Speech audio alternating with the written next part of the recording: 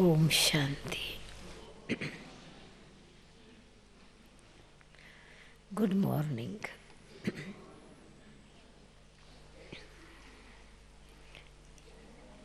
Is okay. Those who wear crown has already put on the crown. या ताज पहन रहे हैं ना अभी सभी।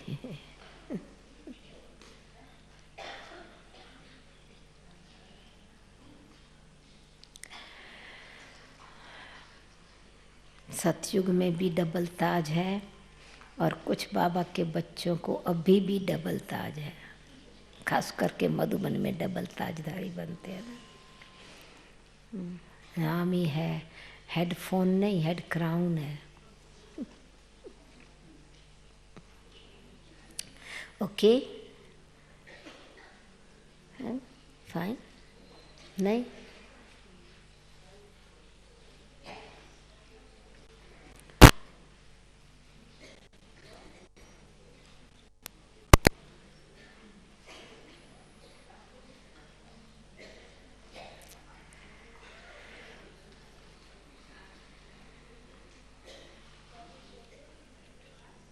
is it okay?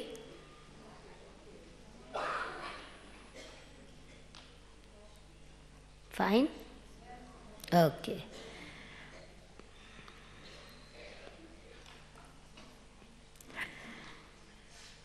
पुरुषोत्तम संगम युग पर, सुहावने संगम पर हम बच्चे पद्मा पदम भाग्यशाली,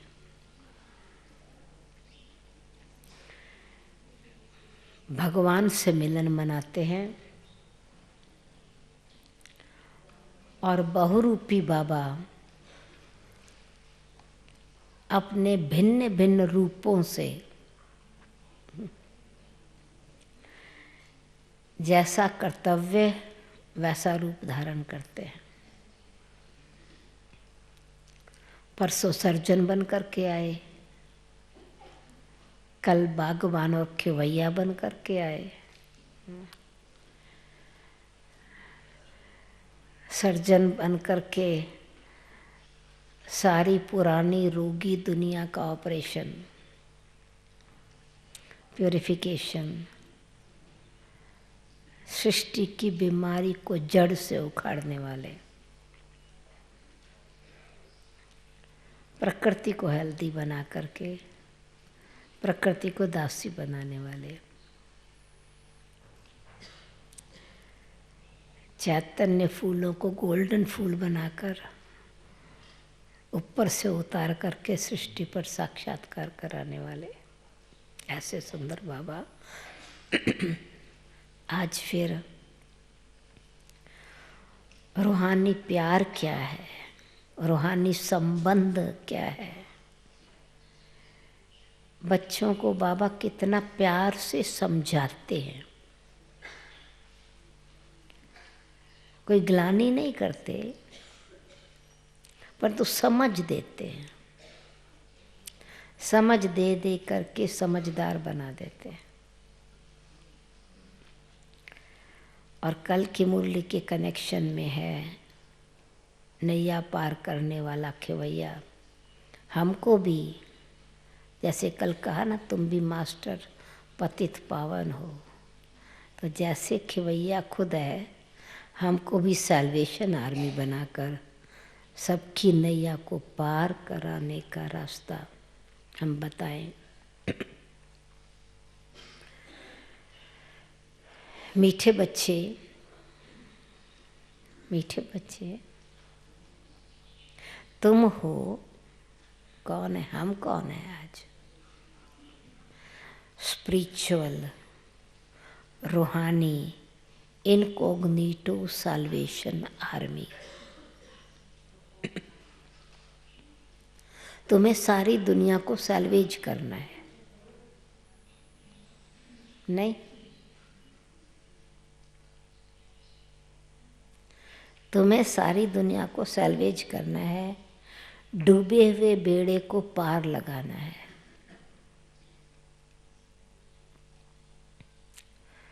प्रश्न है, संगम पर बाप कौन सी यूनिवर्सिटी खोलते हैं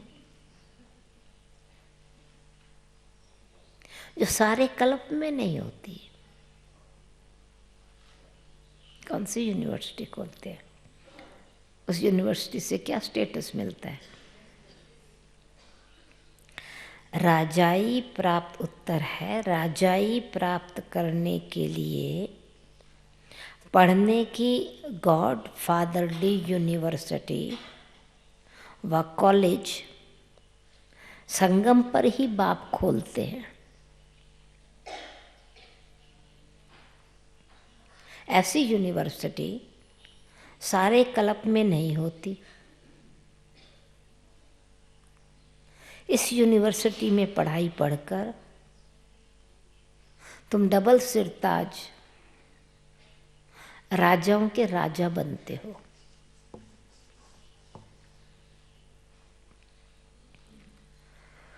ओम शांति। मीठे मीठे रूहानी बच्चों से पहले पहले बाबा पूछते हैं, जो कल पूछा था वो आज रिमाइंड करा रहे हैं। कल क्या पूछा था? पहले आत्मा समझ करके बाबा को याद करते हो। तो मीठे मीठे रूहानी बच्चों से पहले पहले बाबा पूछते हैं कि यहाँ आकर जब बैठते हो तो अपने को आत्मा समझ बाप को याद करते हो?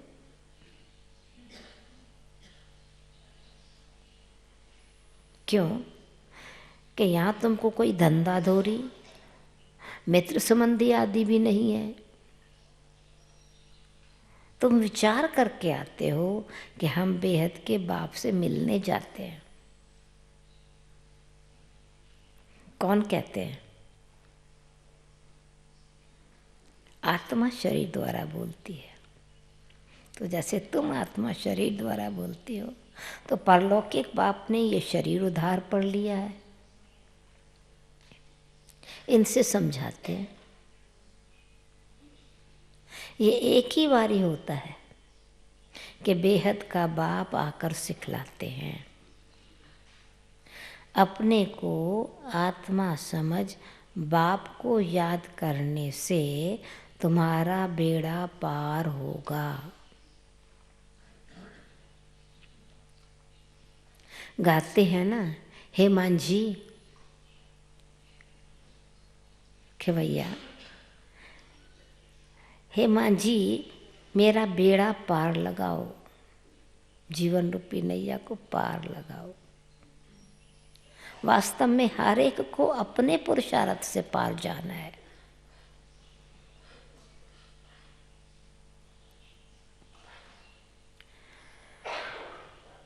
हर एक का बेड़ा डूबा हुआ है।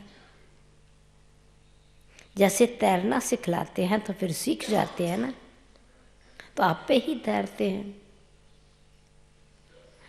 वो सब है जिस्मानी बातें, ये है रूहानी बातें। तो स्टेट ऑफ द वर्ल्ड क्या है अभी, सिचुएशन क्या है? खाली तैरना नहीं सिखाते। तुम जानते हो आत्मा अभी कीचड़ के दूबड़ में फंस गई है। पहले तो फंसे हुए को निकालते हैं। दूसरा मिसाल है, एक हिरण पर हिरण का भी मिसाल देते हैं। मिराज पानी समझ के दौड़ता रहता है, परंतु होती रेत है। तुम जानते हो आत्मा कीचड़ में फंस गई है, दूबड़ में फंस गई है। इस पर हिरण का भी मिसाल देते हैं। पानी समझ जाते हैं परंतु होती कीचड़, इसमें फंस पड़ते हैं। कभी कभी स्टीमर्स, मोटरें आदि भी कीचड़ में फंस पड़ती हैं। मनुष्य भी फंस पड़ते हैं ना, जैसे यहाँ का भाई। फिर उनको सैल्वेज करते हैं। वो सब है सैल्वेशन आर्मी। तुम हो रूहानी। तुम जानते हो सब माया के दुब्बड़ में फंसे हुए हैं। इनको माया का दुब्बड़ कहा जाता है।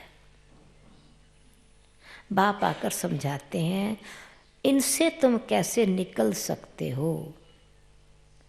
तो पहले है कीचड़ से स्वयं को निकालना। बाबा निकालने की मेहनत करता है, फिर तैरना सिखाते हैं।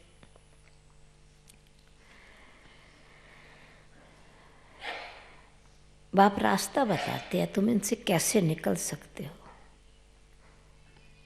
फिर जो निकले हैं फिर दूसरों को भी रास्ता बता सकते हो। फंसा हुआ तो नहीं निकालेगा ना। तो बाप रास्ता बताते हैं, अपने को और दूसरों को रास्ता बताना है कि तुम्हारी नैया इस विशेष सागर से क्षीर सागर में कैसे जाए। सतयुग को कहते हैं क्षीर सागर, अर्थात क्षीर सागर माना पानी का, मिल्क का सागर नहीं, सुख का सागर, प्रॉस्पेरिटी का, हैप्पीनेस का। ये है दुख का सागर। रावण दुख के सागर में डुबोते हैं और बाप आकर के सुख के सागर में ले जाते हैं। तुम हो, याद है ना अपना टाइटल, रूहानी साल्वेशन आर्मी। तुम श्रीमत पर सबको रास्ता बताते हो, हर एक को समझाते हो। दो बाप हैं, एक है हद का, दूसरा है बेहद का। लौकिक बाप होते हुए भी सब पारलौकिक बाप को याद करते हैं, परंतु उनको जानते बिल्कुल नहीं है। बाबा कोई ग्लानि नहीं करते, परंतु ड्रामा का राज समझाते हैं। कहाँ भूल गए हैं मनुष्य आत्माएं। ये भी समझाने के लिए कहते हैं कि इस समय सभी मनुष्य मात्र 5 विकार रूपी दलदल में फंसे हुए हैं। जब विकारों की दलदल में फंस गए हैं तो किस संप्रदाय के हो गए? विकार तो आसुरी बना देते हैं ना, तो आसुरी संप्रदाय है। जब विकारों में फंसे हुए हैं तो दैवी संप्रदाय को फिर आसुरी संप्रदाय जाके नमन करते हैं। तो दैवी संप्रदाय संपूर्ण निर्विकारी, वो है देवताएं। सन्यासियों को भी नमन करते हैं, वो घर बार छोड़ के जाते हैं, पवित्र रहते हैं। परंतु दोनों का कॉन्ट्रास्ट है। सन्यासी भी पवित्र रहते हैं, उनको भी मनुष्य नमन करते हैं, दैवी संप्रदाय को भी नमन करते हैं। दोनों में अंतर बहुत है, सन्यासी और देवताओं में रात दिन का फर्क है। खाली पवित्रता का फर्क नहीं, और कौन सा फर्क है? देवताओं का तो जन्म भी योग बल से होता है, खाली जीवन पवित्र नहीं, जन्म भी पवित्रता से होता है। इन बातों को कोई जानते नहीं।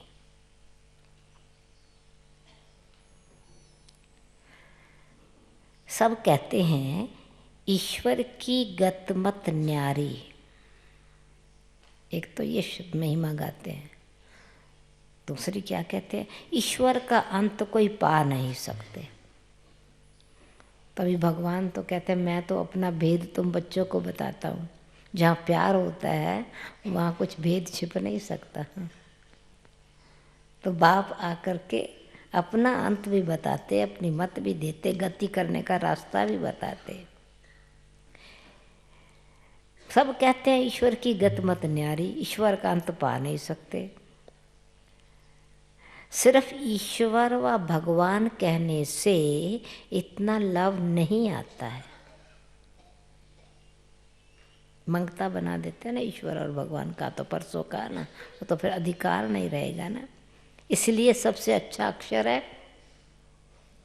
बाबा, बाप। कल या परसों कहा था, हे प्रभु, हे ईश्वर कहने से ही तुम्हारी कॉन्शियसनेस मंगता वाली बन जाती है, बाबा कहने से अधिकारी बन जाते हैं। मनुष्य बेहद के बाप को जानते ही नहीं ना,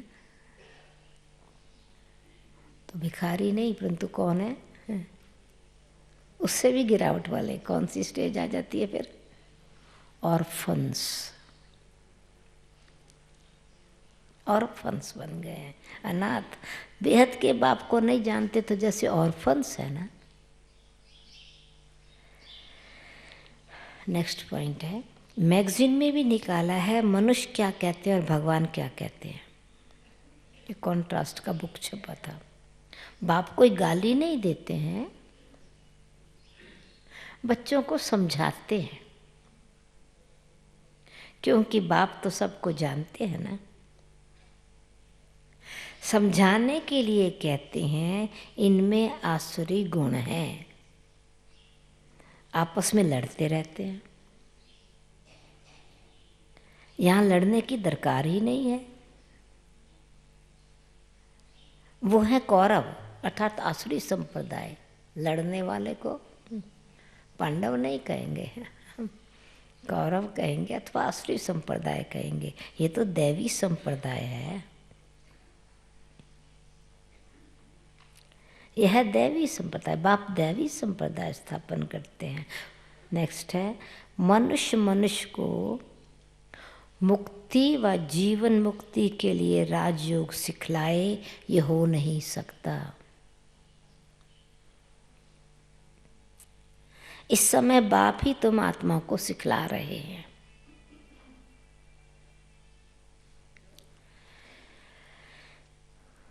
फिर से और क्या समझाते हैं? सिखलाते भी हैं और फिर समझाते भी हैं। मनुष्य और देवता में, देवता और सन्यासियों में अंतर, आसुरी गुण और दैवी गुणों में अंतर, और देय अभिमान और देय अभिमानी में फर्क देखो कितना है। ये फिर हम अपने को देखें, हमारे में क्या अंतर है।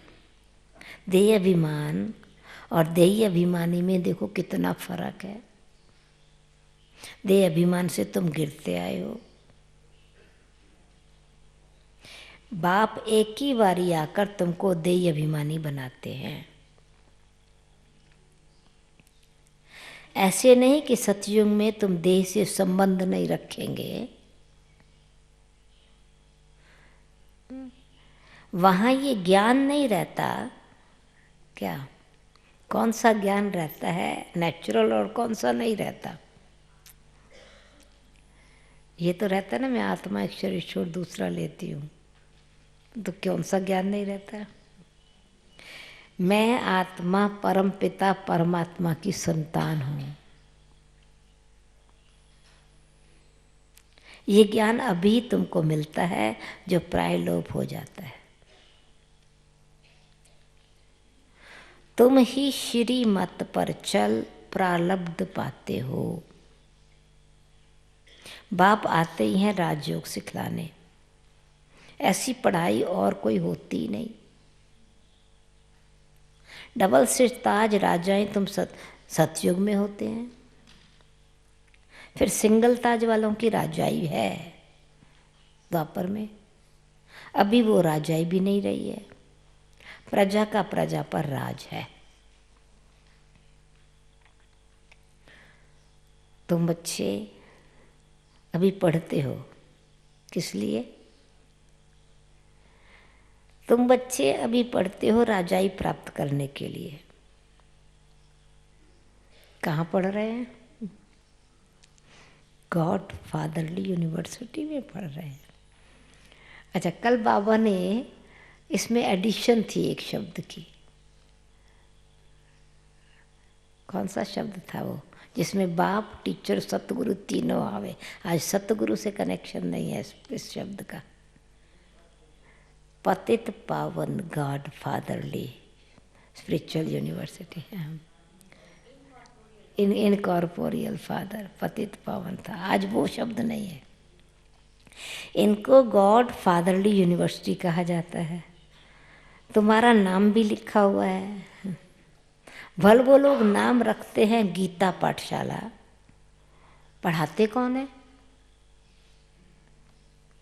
कृष्ण भगवान वाच कह देंगे। अब कृष्ण तो पढ़ा ना सके। कृष्ण तो खुद पाठशाला में पढ़ने जाते हैं। प्रिंस प्रिंसेस कैसे स्कूल में जाते हैं, वहाँ की भाषा ही दूसरी है। ऐसे भी नहीं कि संस्कृत में गीता गाई, संगम पर भगवान की गीता कोई संस्कृत में थी, नहीं। यहाँ तो अनेक भाषाएं हैं। जो जैसा राजा होता है वो अपनी भाषा चलाते हैं। संस्कृत भाषा कोई राजाओं की नहीं है। ये तो जिन्होंने शास्त्र लिखे, शास्त्रों को इनकोग्निटो रखना चाहा, उन्होंने रची भाषा। बाबा कोई संस्कृत नहीं सिखलाते हैं। बाबा क्या सिखलाते हैं? बाबा तो राजयोग सिखलाते हैं सतयुग के लिए।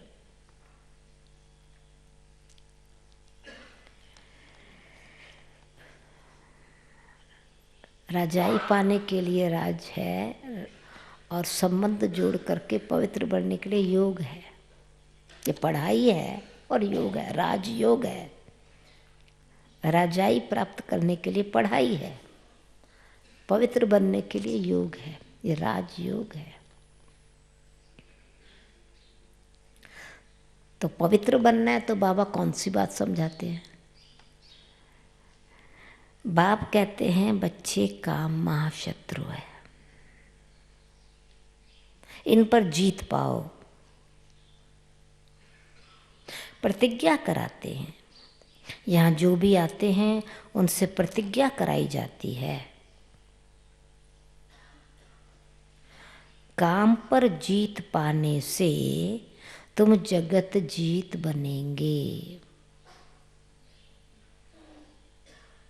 यह है मुख्य विकार। ये हमारा कौन सा टाइटल छीन लेता है? इस विकार से हम क्या बन जाते हैं?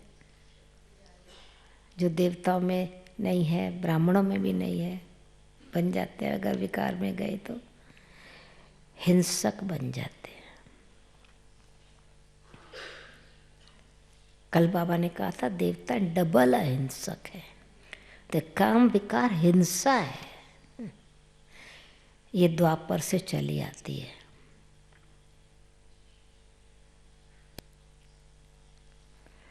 जिससे ही वाम मार्ग शुरू हुआ है। देवताएं कैसे वाम मार्ग में जाते हैं उसके निशानी बनाई है। उनका भी मंदिर है, जगन्नाथ के मंदिर के बाहर, अंदर नहीं, बाहर इस प्रकार के पोजेस बनाए हैं। वहाँ बहुत अच्छी चित्र बनाए हैं। बाकी वाम मार्ग में कब गए उसकी कोई तिथि तारीख नहीं है। तो श्रीनाथ और जगन्नाथ के मंदिर का कॉन्ट्रास्ट भाव बताते हैं ना मुरलियों में। सिद्ध होता है कि काम चित्ता पर बैठने से काले बनते हैं, परंतु नाम और रूप तो बदल जाता है ना। वो कोई लक्ष्मी नारायण न नाम रहता है न रूप रहता है। जन्म भी बदल गया, टाइम भी बदल गया। काम चित्ता पर चढ़ने से आयरन एजेड बन जाते हैं। रस्टी बन गए ना, समझो, हैवी बन जाते हैं, वायलेंट बन गए, तो हिंसक भी हो गए, आयरन भी हो गए गोल्डन से। काम चिता पर चढ़ने से आयरन एजिड बन जाते हैं। अभी तो 5 तत्व भी, नेक्स्ट पॉइंट, अभी तो 5 तत्व भी तमो प्रधान है ना, इसलिए शरीर भी ऐसे तमो प्रधान बनते हैं। जन्म से ही कोई कैसे हो पड़ते हैं, यानी प्रकृति का हिसाब किताब। फिर वहाँ तो एकदम सुंदर शरीर होते हैं। अभी तमो प्रधान होने के कारण शरीर भी ऐसे हैं। मनुष्य ईश्वर प्रभु आदि भिन्न भिन्न नामों से याद करते हैं परमात्मा को, परंतु उन बेचारों को पता ही नहीं है। आत्मा अपने बाप को याद करती है, हे बाबा आकर के शांति दो। यहाँ तो कर्म इंद्रियों से पार्ट बजा रहे हैं, तो शांति कैसे मिलेगी? विश्व में शांति कब थी? विश्व में शांति थी जबकि श्री लक्ष्मी नारायण का राज्य था, यानी पवित्रता थी, तो सुख शांति सब था। परंतु लाखों वर्ष कल्प की आयु कह दी है, तो मनुष्य बेचारे कैसे समझेंगे?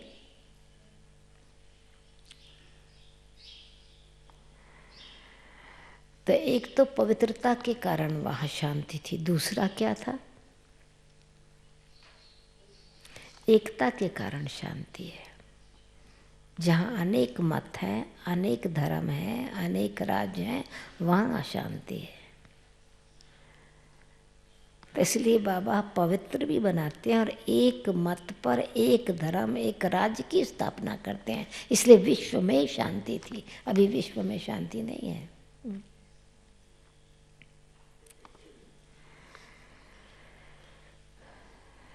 जब इन देवताओं का राज्य था तो एक राज एक धर्म था, और कोई खंड ऐसे नहीं कहते कि एक धर्म एक राज्य हो। शांति मांगते हैं परंतु उसका आधार नहीं जानते। यहाँ आत्मा मांगती है, ये आत्मा की इच्छा है एक राज्य हो। तुम्हारी आत्मा जानती है। विश्व में शांति स्थापन करना है तो क्या करना है? हम एक राज्य स्थापन कर रहे हैं, एक की मत पर एक राज्य स्थापन कर रहे हैं। वहाँ सारे विश्व के हम मालिक रहेंगे। वो विश्व में शांति होगी तो हम विश्व के मालिक रहेंगे। बाप हमको सब कुछ दे देते हैं, राजाई भी देते हैं, सुख शांति भी देते हैं। विश्व में कोई सूक्ष्म वतन और मूल वतन नहीं आता है। जब विश्व में शांति है तो उस समय ये सूक्ष्म वतन वाली और मूल वतन वाली बात नहीं, यहाँ शांति है। ये सृष्टि का चक्कर यहाँ ही फिरता है। इसको बाप जो रचयिता है, सृष्टि का चक्र कैसे फिरता है वही जानते हैं। ऐसे नहीं कि रचना रचते हैं, नवी गढ़ते नहीं है, रिन्यू करते हैं। ऐसे नहीं कि रचना रचते हैं। बाप आते ही हैं संगम पर पुरानी दुनिया से नवी दुनिया बनाने, उसी को ही रचना कहा जाता है। दूर देश से बाबा आया हुआ है। तुम जानते हो नई दुनिया भी तुम्हारे लिए बनती है। बाबा दुनिया नई बना रहा है, पुरानी को नहीं बनाते हैं। दुनिया नहीं बना रहे हैं और क्या कर रहे हैं? दुनिया भी नहीं बना रहे हैं और क्या कर रहे हैं? बाबा हमारी आत्मा का श्रृंगार कर रहे हैं। बाबा क्या कर रहे हैं? राजयोग सिखा रहे हैं, दुनिया नवी रच रहे हैं। और हमारा डायरेक्ट कनेक्शन में क्या कर रहे हैं? हम आत्मा का श्रृंगार कर रहे हैं, आत्मा को ब्यूटीफुल बना रहे हैं।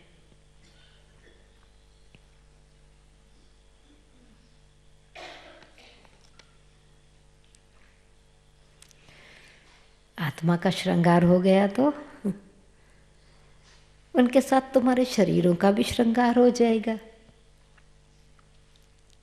तो फिर दिखाते हैं श्री लक्ष्मी नारायण की सज्जा हुआ शरीर, यानी ब्यूटीफुल हेल्दी बॉडी होगी, हेल्थ वेल्थ हैप्पीनेस सब होगा ना, उनके साथ तुम्हारे शरीरों का भी श्रृंगार हो जाएगा।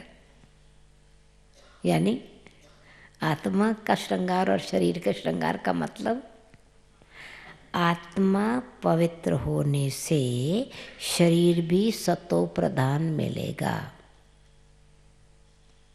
सतो प्रधान शरीर, सतो प्रधान तत्वों से शरीर बनेंगे। इनों का सतो प्रधान शरीर है ना श्री लक्ष्मी नारायण का, इसलिए नेचुरल ब्यूटी रहती है।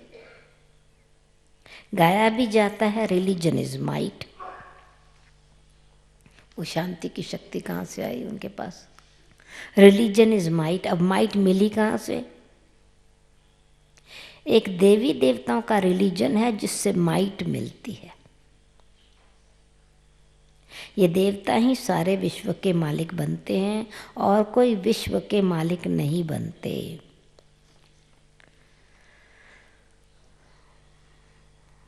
तुमको कितनी माइट मिलती है, तो लाइट भी मिल रही है, माइट भी मिल रही है।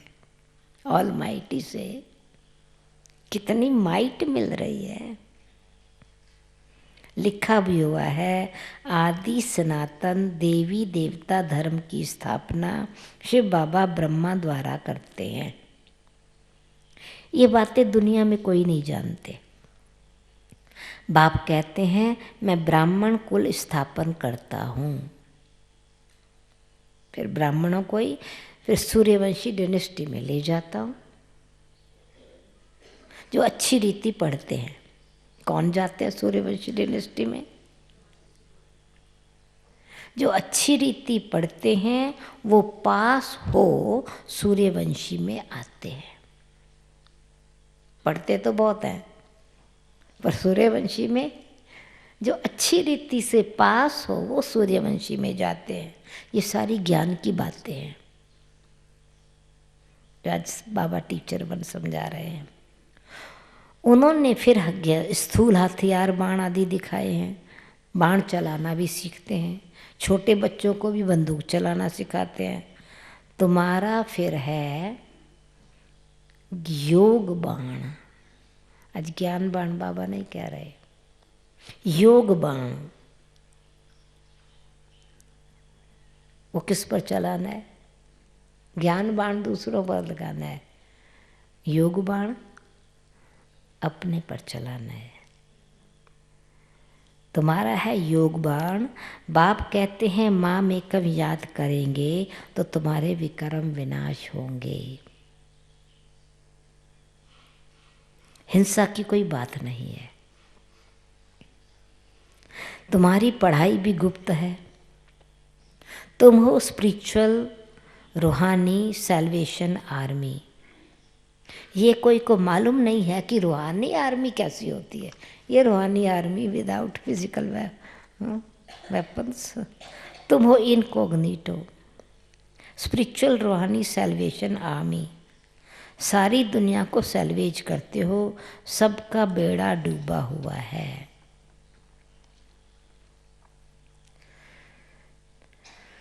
फिर उसी कनेक्शन में कहते हैं सतयुग में सोने की द्वारका नीचे चली गई, बाकी सोने की लंका कोई है नहीं।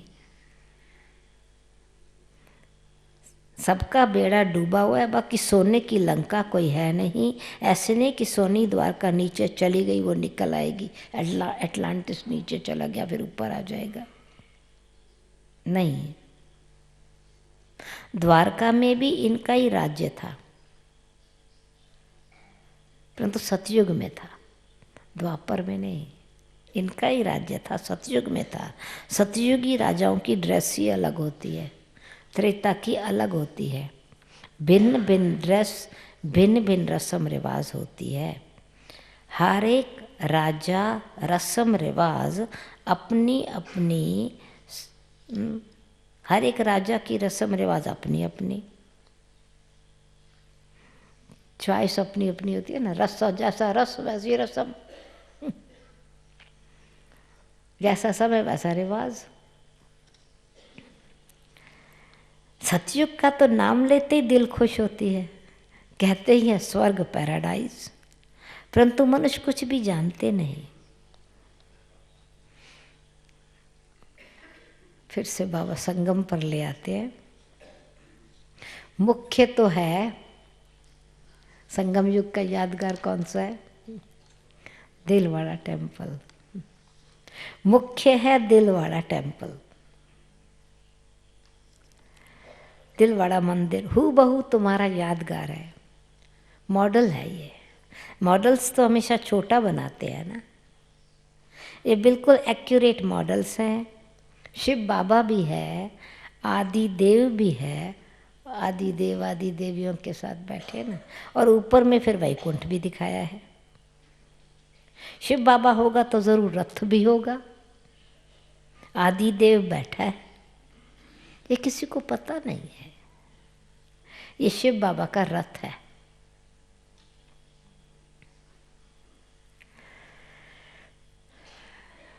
आदि देव को महावीर भी कहते हैं, आदिनाथ महावीर उसी नाम से, और बाबा कहते हैं कोई महावीर कहेंगे। महावीर ही राजाई प्राप्त करते हैं। समझा? हम सब कौन बनते हैं तपस्या करके? महावीर ही राजाई प्राप्त करते हैं। आत्मा में माइट आती है ना, आत्मा में ताकत कैसे आती है ये भी तुम समझते हो, वो योग बल तपस्या बल से ना। तो घड़ी घड़ी अपने को आत्मा समझो। मैं माइट ले रहा हूँ, घड़ी घड़ी अपने को आत्मा समझो। हम आत्मा ही सतो प्रधान थी, पवित्र थी। शांति धाम सुख धाम में तो जरूर पवित्र ही रहेंगे ना। अब बुद्धि में आता है, यानी ये सब बातें अभी बुद्धि में आ रही हैं। कितनी सहज बात है, सहज समझ है, सहज राजयोग है। भारत सतयुग में पवित्र था, वहां अपवित्र आत्मा रह न सके। कल भी बाबा ने इस पर बताया था, शुद्धि, पवित्रता और पावनता, तीन बातें बाबा ने कल यूज की थी। शुद्ध, फिर पवित्र, फिर पावन, फिर पतित पावन। भारत सतयुग में पवित्र था, वहाँ अपवित्र आत्मा रह न सके। इतनी सब पतित आत्माएं ऊपर कैसे जाएंगी? पतित तो नहीं जा सकती, तो जरूर पवित्र बन करके ही जाएंगी। पहले शुद्ध बनेंगी, फिर पवित्र बनेंगी, जरूर पवित्र बन करके ही जाएंगी। आग लगती है, फिर सभी आत्माएं चली जाएंगी, बाकी शरीर रह जाते हैं। ये सब निशानियां भी हैं। होलिका का भी अर्थ कोई समझते थोड़ी है। सारी दुनिया इसमें स्वाहा होनी है। इस सारी दुनिया स्वाहा हो जावे तो होलिका ना कह करके और कौन सा नाम देवें इसको? ज्ञान यज्ञ है, रुद्र ज्ञान यज्ञ है। यज्ञ में स्वाहा करते हैं। ये ज्ञान यज्ञ है, ज्ञान अक्षर निकाल, बाकी रुद्र यज्ञ कह देते हैं। वास्तव में यह है रुद्र ज्ञान यज्ञ। तुम ब्राह्मणों द्वारा ही रचा जाता है। तुम सच्चे सच्चे ब्राह्मण हो। प्रजापिता ब्रह्मा की तो सब औलाद है ना। ब्रह्मा द्वारा ही मनुष्य सृष्टि रची जाती है। ब्रह्मा को ही great great father, grandfather कहा जाता है। इनका सिजरा होता है। जेनोलॉजिकल ट्री ब्रह्मा का है। जैसे मिसाल अग्रवाल सिजरा या दूसरी कोई कास्ट का सिजरा बनता है, बिरादरी का सिजरा रखते हैं।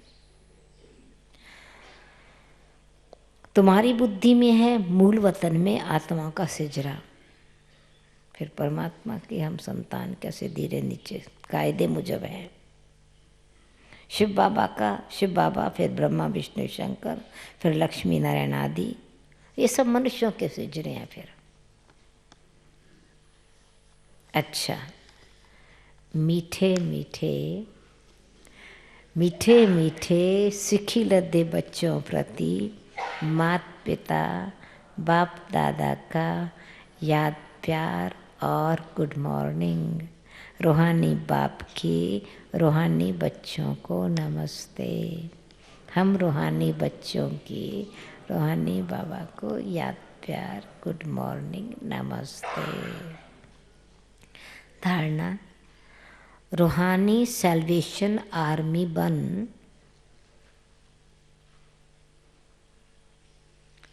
स्वयं को, पहले स्वयं को, रूहानी सैल्वेशन आर्मी बन स्वयं को और सर्व को सही रास्ता बताना है। स्वयं को और सर्व को सही रास्ता बताना है। सारी दुनिया को विश्व सागर से सैल्वेज करने के लिए बाप का पूरा पूरा मददगार बनना है।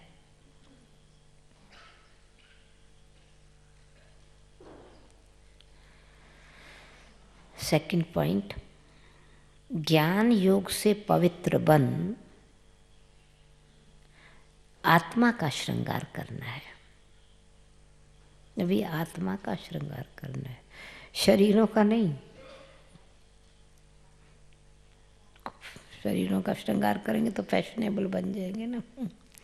ज्ञान योग से पवित्र बन आत्मा का श्रृंगार करना है, शरीरों का नहीं। आत्मा के पवित्र बनने से शरीर का श्रृंगार स्वतः हो जाएगा।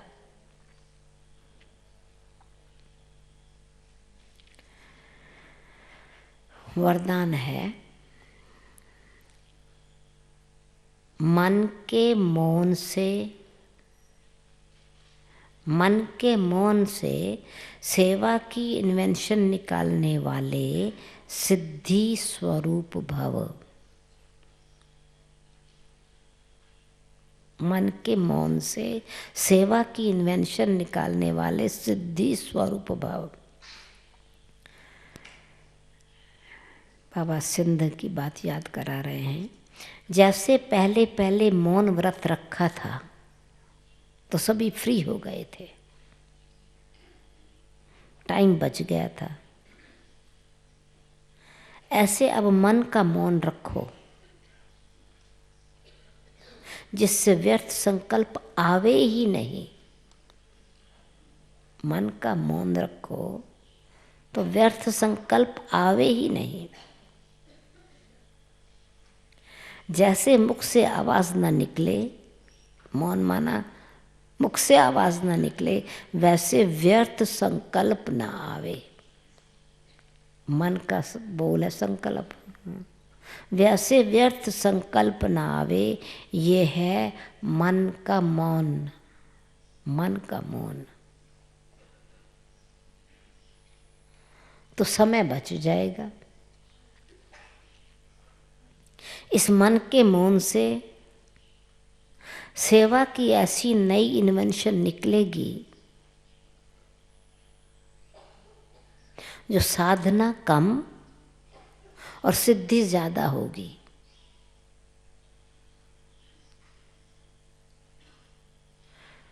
जैसे साइंस के साधन सेकंड में विद्धि को प्राप्त कराते हैं,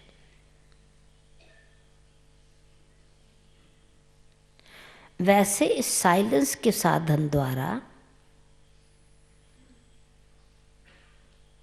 जैसे साइंस के साधन सेकंड में विद्धि प्राप्त कराते हैं, वैसे साइलेंस के साधन द्वारा सेकंड में विद्धि प्राप्त होगी।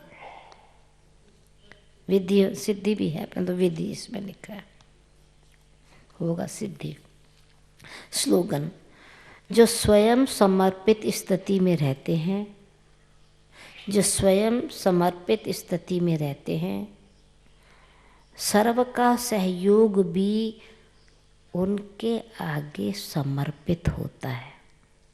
ब्यूटीफुल। जो स्वयं समर्पित रहते हैं, सर्व का सहयोग भी उनके आगे समर्पित होता है। ओम शांति।